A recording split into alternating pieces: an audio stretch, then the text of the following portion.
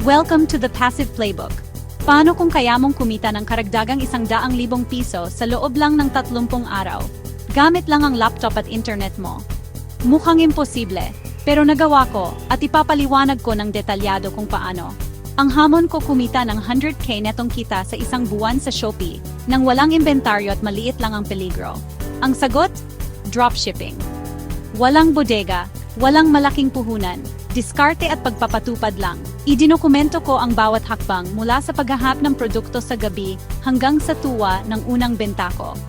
Ito ang gabay mo para gayahin ang resulta ko. Tandaan, hindi ito tungkol sa pagyaman agad. Ito ay tungkol sa pagbuo ng isang tunay at lumalagong sideline. Handa ka bang makita kung paano ko ito nagawa at kung paano mo rin ito magagawa? Simulan na natin. Simple lang ang dropshipping. Nagbebenta ka ng produkto online nang hindi mo hinahawakan ang inventaryo. Kapag umorder ang isang customer sa Shopee store mo, bibilhin mo ang item sa supplier na siyang direktang magpapadala nito sa kanila. Walang paunang stock, walang pagbabalot ng kahon, walang pila sa courier. Magbabayad ka lang para sa produkto pagkatapos kang mabayaran, kaya maliit lang ang peligro mo. Mag-focus sa marketing at customer service, hindi sa logistic. Libre ang paggawa ng Shopee store, at karamihan sa mga research tool ay walang bayad. Ang pangunahin mong trabaho, buuin ang brand mo at maghanap ng mga produktong gusto ng tao. Ginagamit mo ang inventaryo ng supplier mo para gumawa ng sarili mong kita. Kaya ang dropshipping ang perpektong panimula para sa mga nagsisimula. Maliit na puhunan, maliit na peligro, malaking potensyal. Tingnan natin kung anong mga tool ang kakailanganin mo. Simple, at abot kaya lang ang mga ginamit kong tool. Para sa mga supplier, ginamit ko ang CJ Dropshipping at Fulfillment by Accessa, pareho silang may local na bodega para sa mabilis na pagpapadala. Paghahanap ng produkto, Shopee's top products at trending searches, plus Google Trends na nakaset sa Pilipinas. Para sa mga larawan, pinayagan ako ng libreng bersyon ng Canva na pagandahin ang mga larawan ng supplier at magdagdag ng branding. Lahat ng organisasyon ay sa Google Sheets pagsubaybay sa mga ideya, link, presyo, benta at kita. Walang kailangan ng mamahaling software libre, makapangyarihang tool lang. Ang susi maasahang lokal na supplier, desisyon sa produkto batay sa datos at profesional na itsura ng listahan. Kahit sino ay makaka-access sa mga resource na ito. Gamit ang mga tool na ito, handa ka nang magsimula at lumago. Susunod, pag-usapan natin kung paano maghanap ng mga produktong talagang nabebenta. Dito nangyayari ang mahika ng paghahanap ng produkto.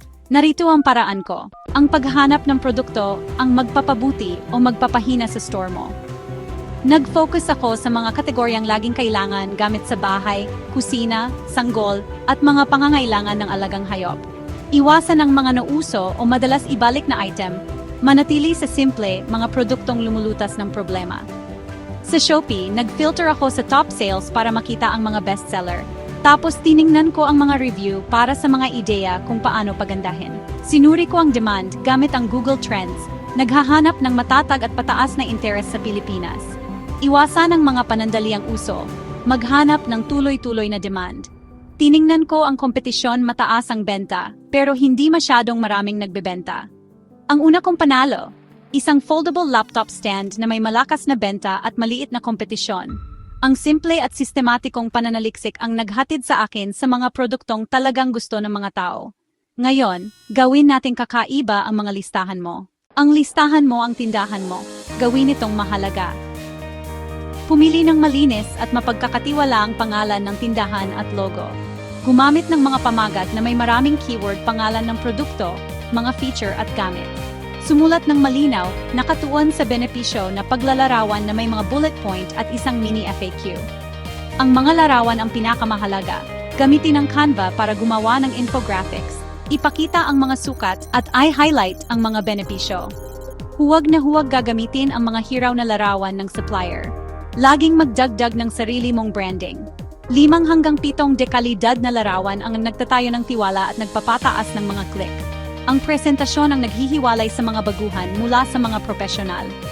Ang isang magandang listahan ay nagiging mamimili ang mga nagbabrowse. Susunod, pag-usapan natin ang presyo at kita. Ganito ko naabot ang 100K na target ko. Ang kita ay nagsisimula sa matalinong pagpepresyo.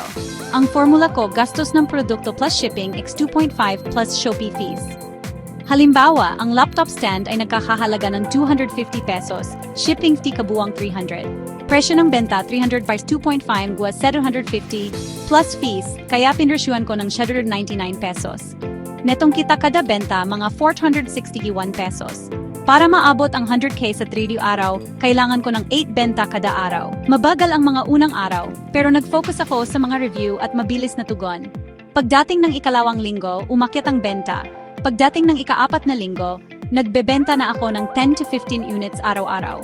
Nagbunga ang pagiging consistent at customer service. Sa pagtatapos ng buwan, 250 plus units ang nabenta, 115k netong kita. Hindi nagsisinungaling ang mga numero, subaybayan ang mga ito araw-araw. Ngayon, palakihin natin. Ang pagpapalaki ay nangangahulugang mas matalino, hindi mas masipag na trabaho. Nagdagdag ako ng mga kaugnay na produkto, desk organizers, cable clips, para madagdagan ang halaga ng order. Ang cross-selling ay nagpapataas ng benta ng walang dagdag na marketing. Nagsimula ako ng Shopee ads na may maliit na budget gamit ang discovery ads para i-target ang traffic ng kakumpetensya. Sinubaybayan ng mabuti ang ROAS. Mabilis na pinatay ang mga ad na hindi gumagana. 3 nangungunang tip. Una, maging masigasig sa customer service.